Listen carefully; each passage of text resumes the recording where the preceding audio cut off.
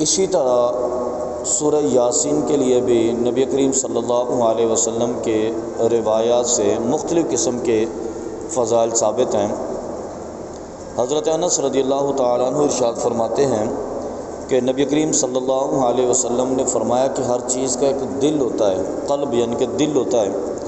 تو فرمایا کہ قرآن پاک کا بھی ایک دل ہے اور وہ سورہ یاسین ہے۔ آپ نے فرمایا کہ جو شخص سورہ یاسین کی ایک مرتبہ تلاوت کرتا ہے، اللہ تبارک و تعالی اسے 10 مرتبہ قرآن پاک تلاوت کرنے کا اجر عطا فرماتا ہے۔ اسی طرح حضرت عطا بن ابی رباح نبی کریم صلی اللہ علیہ وسلم سے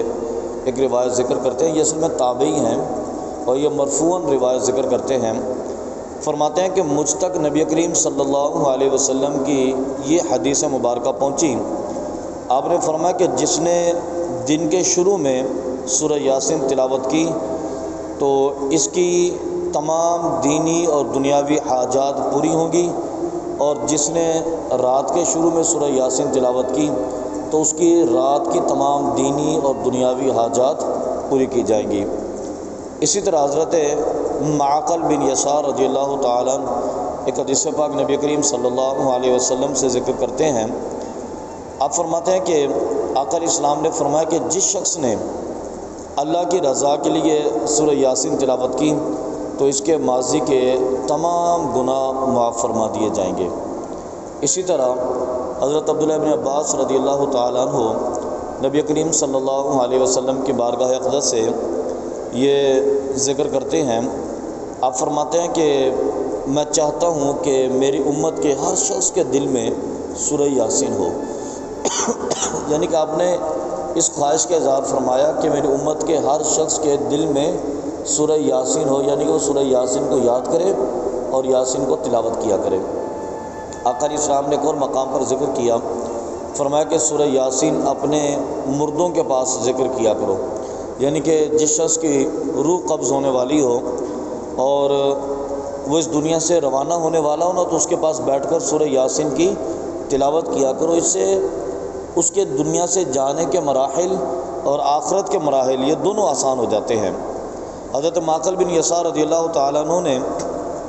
روایت کو اس کے ساتھ ساتھ حضرت امام احمد بن حنبل رضی اللہ تعالیٰ عنہ نے اپنی کتاب مسند کے اندر اس بات کو تحریر کیا۔ اب فرماتے ہیں کہ مشائخ نے یہ بات ذکر کی کہ وہ ایک صحابی کے پاس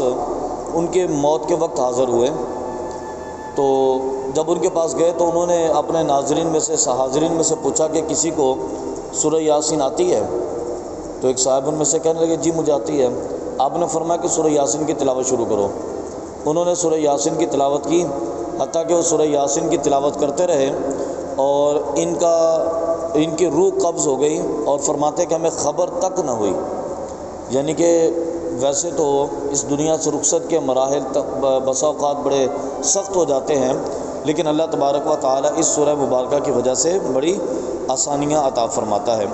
اور نبی کریم صلی اللہ علیہ وسلم کی ایک اور حدیث مبارکہ جسے مسند میں ذکر کیا گیا، آپ فرماتے ہیں کہ قرآن مجید فرقان حمید میں ایک صورت ایسی ہے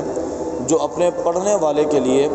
کل بروز قیامت اللہ رب العالمین کی بارگاہ میں شفاعت کرے گی۔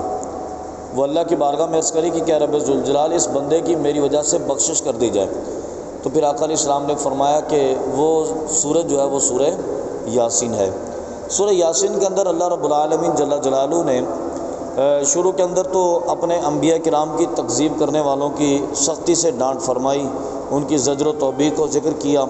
پھر اللہ تبارک و تعالیٰ نے اپنی توحید کا بیان بھی ارشاد فرمایا، اور پھر اللہ تبارک و تعالیٰ نے آخرت کے حوالے سے بھی ذکر فرمایا۔ تو اللہ رب العالمین کی رضا کے لیے سورہ یاسین کو تلاوت کرنا چاہیے۔ نبی کریم صلی اللہ علیہ وسلم کی ایک حدیث مبارکہ یہ بھی ہے، آپ نے فرمایا کہ جس نے اللہ کی رضا کے لیے سورہ یاسین سے اپنے دن کا آغاز کیا تو وہ سارا دن اللہ رب العالمین کی حفاظت میں رہے گا، اور جس نے اپنی رات کا آغاز سورہ یاسین سے کیا تو وہ پوری رات اللہ تبارک و تعالیٰ کی حفاظت میں رہے گا۔ تو حفاظت میں رہنے کے لیے، اپنی جائز خواہشات کی تکمیل کے لیے، اللہ رب العالمین کی بارگاہ میں حفظ و پناہ کے لیے سورہ یاسین کی تلاوت کرنی چاہیے۔ اللہ تعالی ہمیں قرآن پاک تلاوت کرنے کی اور قرآن پاک کے فیض و برکات حاصل کرنے کی توفیق عطا فرمائے۔ آمین آمین۔